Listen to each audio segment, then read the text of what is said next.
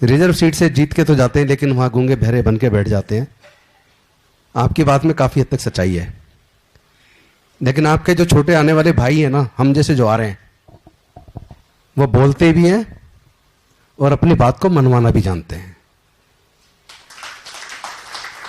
अभी परसों और कल भी, परसों भी प्रोग्राम था, कल हमने अपने यहां बंगले पे हमारे जितने भी महापुरुष हैं सबकी हम जयंती मनाते हैं, शहादत दिवस मनाते हैं। तो कल मानवर कांसीराम साहब का श्रद्धांजलि दिवस हम लोगों ने घर पे मनाया, पुण्यतिथि मनाई। नाना करते करते भी, चूंकि कोविड में रूल रेगुलेशंस हैं, फिर भी 200 लोग आ गए। तो एक मीडिया चैनल वाले ने पूछा, आप इतना खुल के बोलते हो, क्या आपको डर नहीं लगता कि आपका चैनल, आपका टिकट कट जाएगा, आपकी कुर्सी चली जाएगी, आप मारे जाओगे? तो मैंने उनको जवाब दिया कि हम अगर नहीं बोलेंगे तो जरूर मारे जाएंगे। ये कुर्सियां टेम्परेरी है, प्राइवेट, ये कोई परमानेंट नहीं है। एक भी एग्जाम्पल दिखा दो जो मंत्री बने हो या कुछ और ऊपर बने हो और वो अपने साथ उस कुर्सी को लेके गए हो।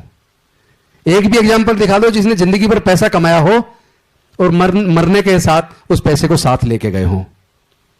पासवान जी भी अब हमारे बीच नहीं रहे। 1990 में उनकी भी तुत्ती बोलती थी।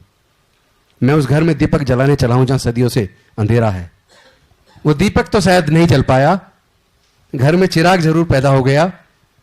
तो एक तो होता है व्यक्तिगत तरक्की कर लो, आप जितने मर्जी कमा लो, उसकी कोई वैल्यू नहीं है। मेरा यह मानना है कि डॉक्टर बाबा साहब अंबेडकर दोबारा आने वाले नहीं है, मानवर कांसीराम साहब दोबारा आने वाले नहीं है। हम में से और आप में से किसी को डॉक्टर बाबा साहब अंबेडकर बनना पड़ेगा, मानवर कांसीराम साहब बनना पड़ेगा। और आज समय की मांग और भी ज्यादा है। वजह यह है कि कॉलेजियम में हमारा कोई आदमी नहीं है। सुप्रीम कोर्ट और हाई कोर्ट के अंदर जो जजेस बनते हैं, उन्हें बनाने की जो प्रक्रिया है, जिनके हाथ में बनाने की शक्ति है, जब वहां हमारा आदमी है ही नहीं, तो हाई कोर्ट में, सुप्रीम कोर्ट में हमारे लोग जजेस कैसे बनेंगे? और तो और अब तो मतलब इतना ज्यादा बुरा हो रहा है, जब 2018 के अंदर 22 मार्च को एट्रोसिटीज एक्ट पे जब जजमेंट आई, तो मन बड़ा दुखी हुआ। मैंने तो सदन में भी बड़ा विस्तार पूर्वक चर्चा में रखा था कि इस एट्रोसिटीज एक्ट के ऊपर 5 जज बेंच की सुप्रीम कोर्ट की जजमेंट है, तीन जजों की बेंच की जजमेंट है। कोर्ट कह रही है कि भाई ये दुखद बात है कि सरकारें फेल हुई हैं एट्रोसिटी रोकने में और एट्रोसिटी एक्ट को इफेक्टिव इंप्लीमेंटेशन में। मुकदमे दर्ज होने चाहिए, कोर्ट के माध्यम से सजा होनी चाहिए, ये जुर्म रुकना चाहिए। तो 5 जज बेंच की जजमेंट तो ये कह रही है कि मुकदमे दर्ज होने चाहिए, और एक 2 जज की बेंच कहती है कि भाई अगर कोई सरकारी नौकरी में तो उसके कंपिटेंट अथॉरिटी से पहले परमिशन लो गिरफ्तारी की, और अगर कोई प्राइवेट व्यक्ति है तो एसएसपी से गिरफ्तारी की परमिशन लो। कौन एसएसपी या कंपिटेंट अथॉरिटी परमिशन देगी? मतलब पूरे के पूरे एक्ट को डायल्यूट 2 जज कर रहे हैं, 5 जज बेंच की जजमेंट को भी कर रहे हैं। तो is it not amount to contempt of court? 5 जज बेंच की जजमेंट को क्या 2 जज की बेंच की जजमेंट ओवररूल कर सकती है? लेकिन किया। अगर 2 अप्रैल को पूरे समाज के लोग एकजुट होकर आंदोलन ना करते, उन आंदोलनकारियों में मुझे लगता है समाज के सब लोग शामिल हुए, सबने एकजुटता दिखाई, तो हम लोग उसको रोल बैक करवा पाए। 200 पॉइंट रोस्टर वाले मुद्दे पर सब लोग एकजुट हुए, सबने मिलकर संघर्ष किया, तो हम लोग उसको भी रोल बैक करवा पाए। इससे एक तो बात साफ निकलती है कि हम चाहे किसी भी पॉलिटिकल पार्टी में हो, क्या हम लोग कॉमन मुद्दों पर एकजुट होकर अपने समाज की लड़ाई को नहीं लड़ सकते? क्या हम अपनी पार्टियों में बैठ के भी अपने समाज की न्याय की आवाज को नहीं उठा सकते? कोई कहता जी टिकट काट देंगे, भाई किस किस का काटेंगे? जिसको भी टिकट दें उसी को न्याय की आवाज को उठाना चाहिए। जब हर कोई जो भी आएगा वही बोलेगा, तो मुझे नहीं लगता फिर किसी को टिकट कटने की चिंता होनी चाहिए। तो इसलिए मैंने उस टीवी चैनल वाले को कहा था, जो ये कह रहा था कि बोलोगे तो आप खत्म हो जाओगे, आपका टिकट कट जाएगा, आपको हटा दिया जाएगा, तो मैंने कहा था अगर नहीं बोलेंगे तो फिर किसी भी लायक नहीं रहेंगे, पूरा समाज थूकेगा हमारे ऊपर। क्योंकि हम लोग, जो लोग आज मंत्री बने बैठे हैं या कोई सांसद या एमएलए बना बैठा है, तो वो ये बात भूल जाए कि वो अपनी ताकत से बन के आया है, वो भूल जाए कि वो अपनी काबिलियत से बन के आया है। अगर ये रिजर्वेशन ना होता तो एमपी एमएलए मंत्री बनने तो दूर की बात है, कोई गांव का प्रधान ना बनने दे।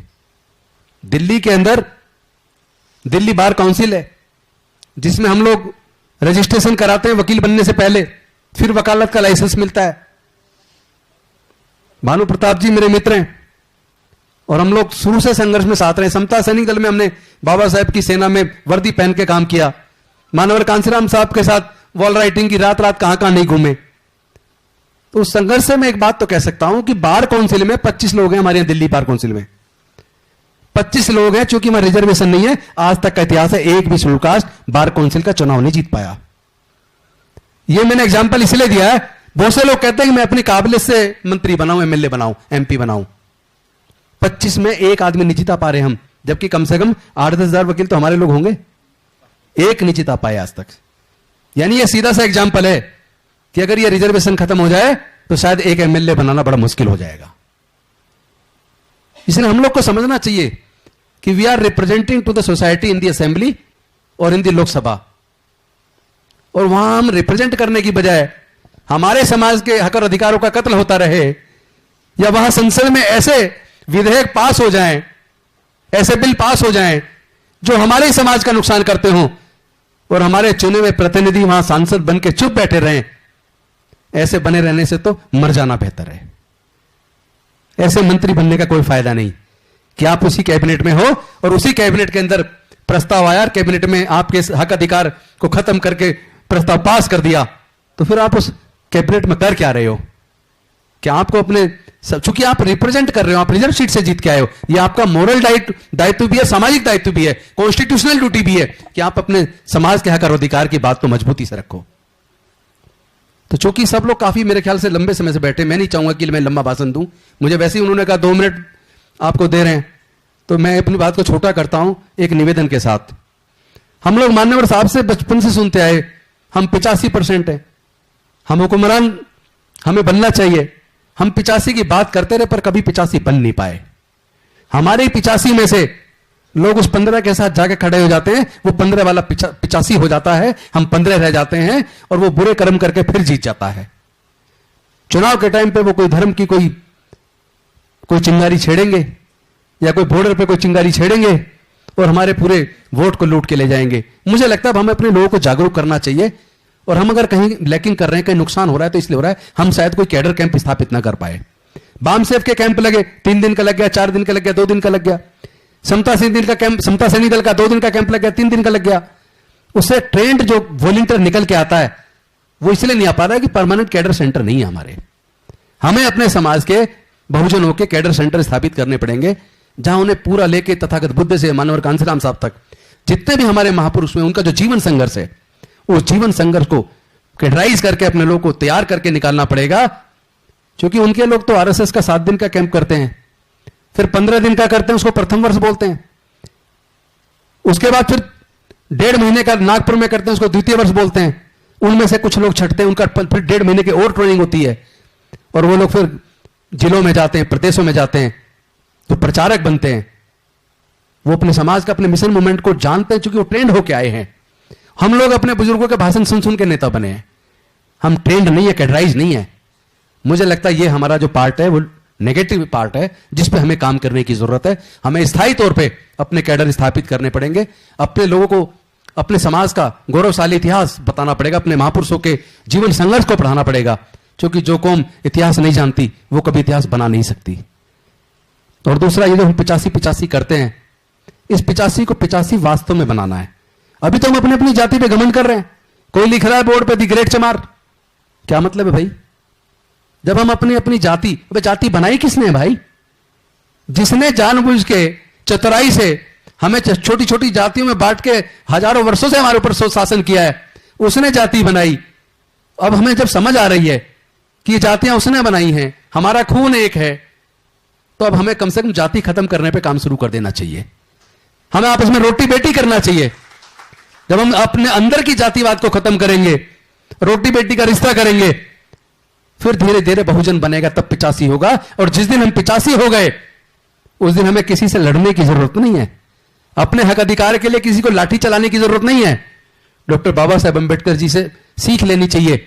उन्होंने हजारों साल की गुलामी से हमें जो आजादी दिलाई, उसमें कोई तलवार नहीं चलाई, किसी को चोट नहीं पहुंचाई।